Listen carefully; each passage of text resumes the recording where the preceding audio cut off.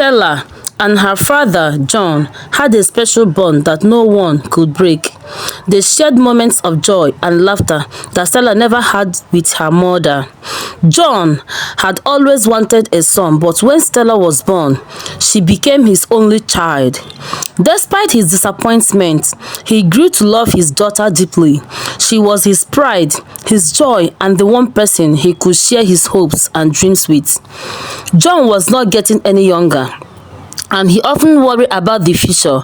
He dreamed of a rich man coming to marry Stella, believing that this would secure her happiness and ensure she would never have to face a life of hardship. He was determined not to let her marry a poor man, no matter what. For John, Stella deserved the best. Every evening, after a long day, John and Stella would sit together, chatting, laughing and sharing stories. Their voices would fill the house with joy. They laughed so loudly that sometimes the neighbors could hear them from outside. Stella's eyes would sparkle with happiness as she shared her thoughts, and John's face would lit up with love and pride. They were a perfect pair, and nothing seemed to bring them down. But not everyone in the house was happy about this. Stella's mother, who had always felt distance from her husband, watched the father and daughter from the corner of her eyes every time she saw them laughing together. Her heart filled with jealousy and frustration. She couldn't help but feel left out, as if her husband cared more for their daughter than for her. I have been with him for so many years, and yet look at how he spent all his time with her. Stella's mother thought bitterly, if only I had more than one daughter, maybe things would be different. At least then he wouldn't be so obsessed with Stella. Why doesn't he notice me anymore? Why doesn't he listen to my jokes like he used to? I'm just as important, aren't I? She will often stand behind them, watching their laughter echo through the house. It made her feel small, invisible, as if she no longer mattered in her own home. She wished for a second daughter, someone who could take some of the attention away from Stella. But that wish had never been granted. She was left with her feelings of resentment and loneliness. Despite her jealousy, she could not deny one thing. Stella was beautiful, and her husband's love for her was undeniable. She wasn't angry with her daughter, but rather with herself for not being able to keep her husband's attention. God must have favored me by giving me such a precious daughter, she would think. But still, I can't help but feel overshadowed by her. Why does he value her company more than mine? How can she make him laugh so freely while I can barely get a smile? In her heart, she understood why her husband was so drawn to Stella. She was the only child they had, and as much as it hurts, she knew Stella had become the center of John's world. But that didn't stop the bitterness from growing inside her. She couldn't help but feel jealous of the relationship they shared, a bond she longed to have with her husband but never quite reached. Stella's mother knew she could not change the way her husband felt, and yet the jealousy gnawed at her every day. She often wondered what life would have been like if she had given him a son, if things had been different. But for now, all she could do was watch as her daughter took up more and more space in their home, in their hearts.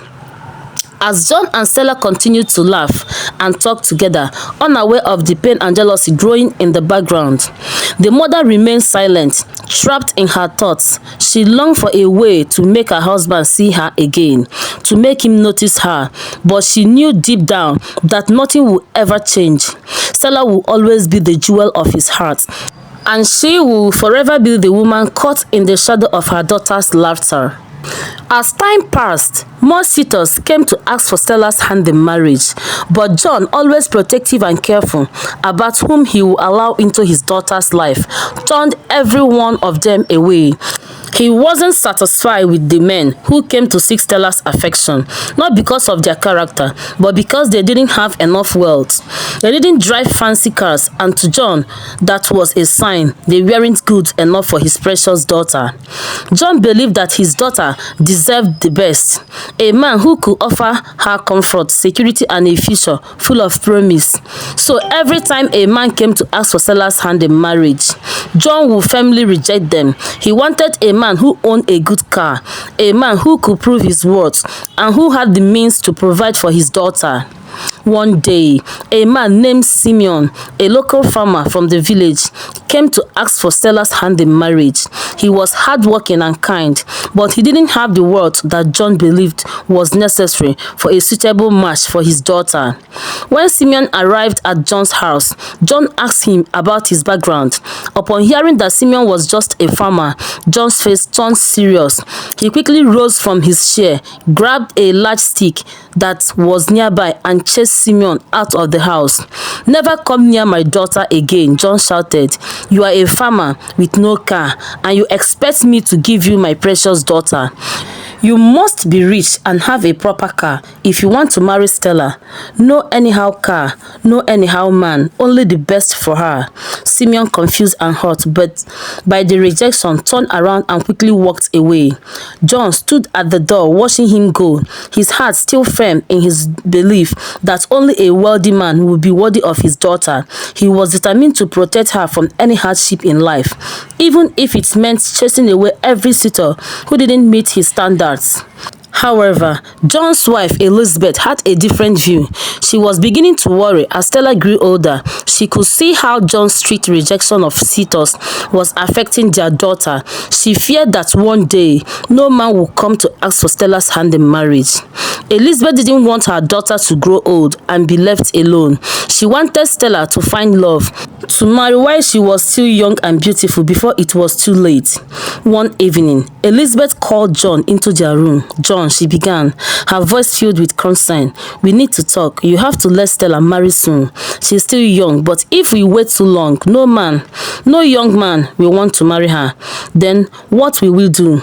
We will be desperate, and you might have to settle for anyone who comes along just to get her married off. Don't you see?"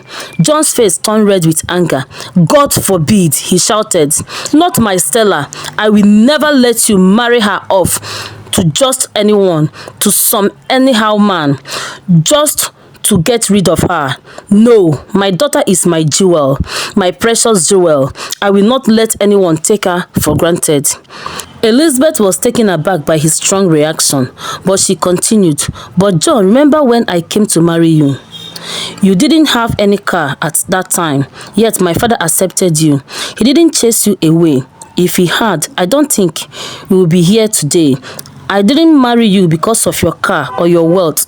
I married you for who you were, and I loved you. We need to think about Stella's future. Let her marry for love, not just for material things." John stood up abruptly, his face still flushed with anger. "I can't listen to this," he muttered, shaking his head. "I will not let my daughter marry just anyone. She's my daughter, Elizabeth, my one and only daughter. I have made up my mind. I will protect her." Without another word, John stormed out of the room, leaving Elizabeth sitting alone. He was furious not just with his wife, but with the idea that Stella could marry someone who wasn't wealthy enough for his standards. John couldn't see beyond his own protective love for his daughter. He was determined to give her the best, no matter what it took. Elizabeth sat quietly, her heart heavy. She understood her husband's love for Stella, but she also knew that life wasn't always about money and material things. She worried that John's refusal to accept anyone who wasn't rich would make Stella feel unloved or abandoned if no one ever came to ask for her hand in marriage. But there was nothing she could do to change John's mind. For now, all she could do was hope that her daughter would find happiness, whether it was with a rich man or not. Stella, meanwhile, remained unaware of the tension between her parents. She continued to live her life, enjoying her time with her father, who always made her feel special. She didn't understand why her mother was so concerned or why her father kept rejecting potential suitors. All she knew was that her father loved her deeply and wanted the best for her. She trusted him, and she believed that one day the right man would come along, someone who would be worthy of her love and her father's approval. But as the days passed, the question remained, would John ever accept a man who didn't meet his standards? Or would Stella be left waiting for a suitor who might never arrive? One day, John received an important business call. He was told that he would need to travel for a few days. However, John wasn't happy about it because he was worried. He couldn't stand the thought of leaving his precious daughter, Stella, behind. He feared that while he was away, her mother might allow her to marry some poor man, someone who didn't meet his standards. John decided that he would not let this happen. He had to travel with Stella. John immediately called Stella into his room and told her that she would be traveling with him. Stella was confused and upset. "No, Dad, I can't travel with you. Why should I go? Please, Dad, leave me here. I want to marry who I choose," she begged. But John, firm in his decision, replied, "Today or tomorrow we are traveling, and that's final." That night, Elizabeth, John's wife, tried to reason with him. "John, you should leave Stella behind. She's old enough now. Why take her with you?" she said softly. But John, determined to do things his way, answered, "Whether you like it or not, we are traveling together, and that's final." At the hotel where they stayed during their trip, Stella was quiet and moody. She didn't want to be there, and her heart longed to be at home, where she could make her own choices. John noticed the change in his daughter. He saw how unhappy she was and began to feel guilty. He thought about what she had said earlier, how she wanted to marry for love, not for money or material things. That night, John sat down beside Stella on the bed and looked at her with compassion. "Stella, I have been thinking about what you said. I know how much you want to marry for love, and I have decided to give you my full support. You can marry the man you chose. I will give you my blessings no matter who he is," John said, his voice filled with sincerity. Stella's eyes widened in disbelief. For so long she had felt that her father would never approve of anyone who didn't meet his high standards. But now, here he was, telling her that she could make her own decision. She rushed to him and hugged him tightly.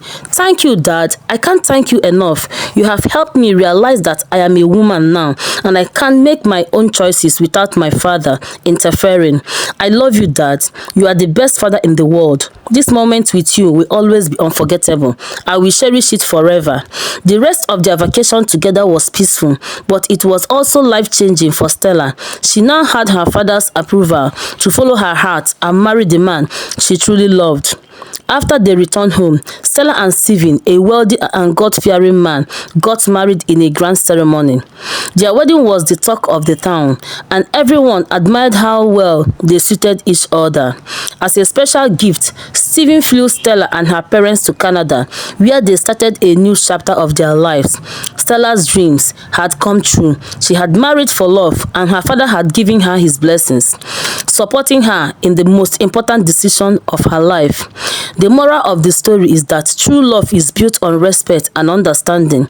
It's important for parents to trust their children and allow them to make their own decisions, especially when it comes to matters of the heart.